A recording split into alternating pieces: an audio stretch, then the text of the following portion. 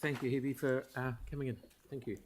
Okay, so next we'll welcome Janea and Marty on behalf of Hospitality New Zealand, who will also be speaking about item 12.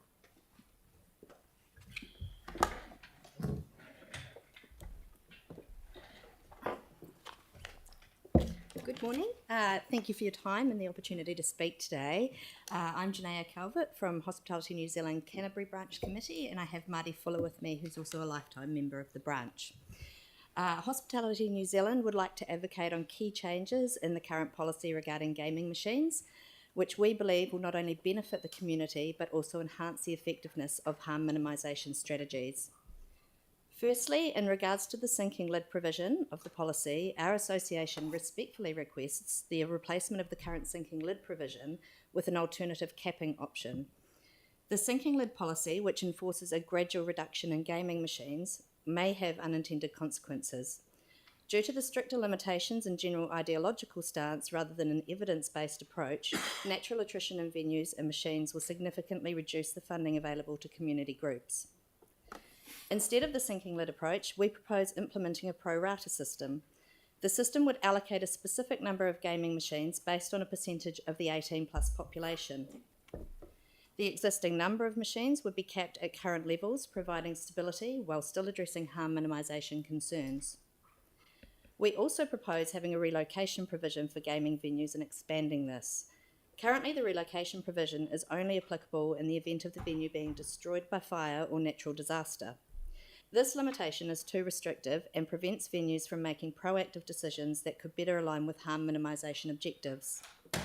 We advocate for more flexibility, a more flexible approach where the council can consider relocations on a case-by-case basis.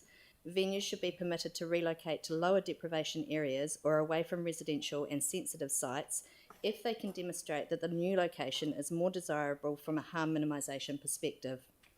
This approach would enable venues to operate in locations that mitigate potential harm more effectively and enhance community outcomes.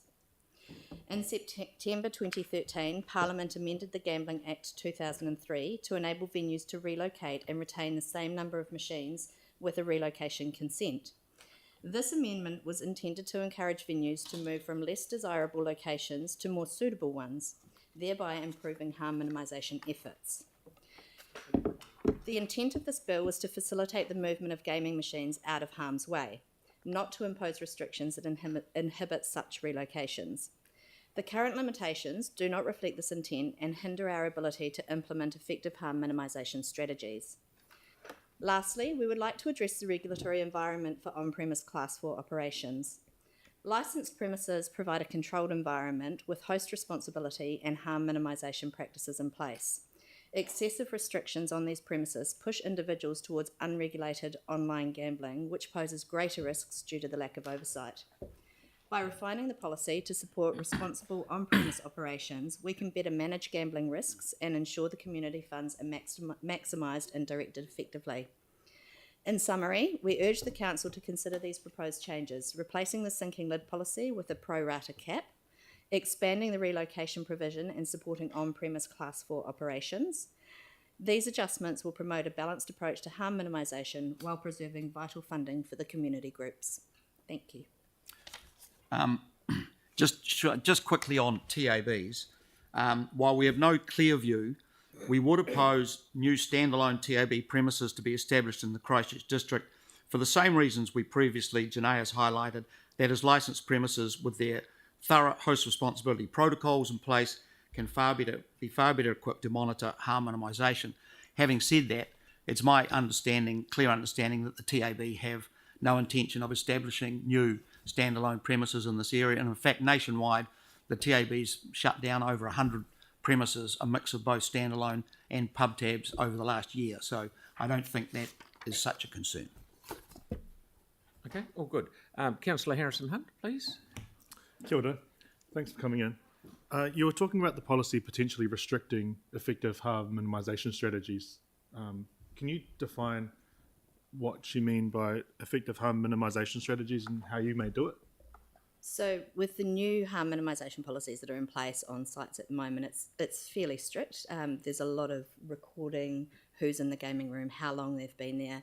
We're sweeping the room every 20 minutes, but when people, like, if they can't access those gaming machines, our understanding is that they're likely to go online gambling, where there is none of that policy in place, so we can't manage those problem gamblers as well and effectively as what we might in our sites.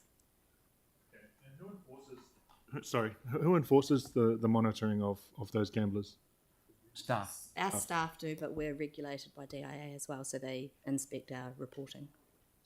Thanks so much. Thanks for that. So just following on, in summary, is that you believe that it's just better for people to be there and monitored than to not be there, so spending the money in person, if you like, rather than online, and that there's lower harm there. Yeah, they're better to be. They're better to be in a monitored, controlled environment, in the same way that drinkers are, where we can identify and assist them if required. As Janae said, it's simply going to push them to other forms of gaming. They're not going to stop gaming. I mean, putting problem gamblers in perspective, the 0.02 of 1% of gamblers are identified as problem gamblers. Those people, we all have a collective responsibility to identify and assist those people. We get that 100%. But those people have a problem. They're not going to stop gambling because they're turned away, whatever. They have a problem. So they're far better to be where we can keep an eye on them. We as we say, every 20 minutes we have an obligation to go through and sweep the gaming rooms. We have to monitor how many withdrawals occur out of our ATM machines, and if it's more than 2, we have to intervene and ask some questions, which is not easy, especially for our staff to do. So they're better to be in an environment where we can monitor that than push them to unmonitored circumstances like online gaming. Okay, so but we're not currently talking about changing the policy to make fewer machines. It's just whether they can relocate or not. So is it your understanding? The main arguments are around relocation now, that... And the sinking lid, yeah. Yeah, but that's already in place. It is already in place. Yeah, What yeah. we're So suggesting is a capped option so that it doesn't continue to reduce so far, Yeah. so that we're still then able to get the benefit of the grants and community funding Okay. that comes from those gaming machines while still having people gaming in a regulated environment. So the figure that was expressed earlier around some businesses getting about 40% of their income from the gambling machines, do you think that would be roughly what, common? I can't speak on that. I don't have the figures. Would you know, Marty? No. No, sorry. No. Without So- actually looking at it, I wouldn't know what those figures are. And I get your position on the sort of the community funding, but if the machines weren't in place, gathering that money from the community and redistributing it through the trust into the community groups, that money would still be in the community. In fact, more of it would be in the community than otherwise. Is that right? Well, arguably, people might gamble online, so therefore, no, it would be going offshore. Well, it'll be in the community. You're saying it'll be in their pocket as opposed to being distributed. But those that's right. people aren't going to give that money to the sort of ventures that Leslie identified. They're not. They might have the money in their pocket, but they're not going to give it to Punawai or any of these other wonderful ventures that are funded through this model. I mean, this is the current gaming model is very successful. It's hugely successful. It's the envy of a lot of places around the world, even in Australia. It's effectively, it gives hotels an essential part of their gaming mix, their entertainment mix, along with big screen TVs to watch Sky, TABs, etc. It provides some income, which is useful, absolutely.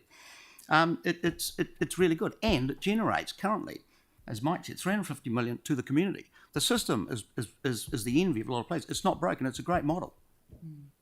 Okay. Yeah. Thanks. Thank you very much. It's interesting. That's why I'd let it go on and have these questions. So thank you very much for coming in. Brilliant. Thank you. Okie dokie. So next.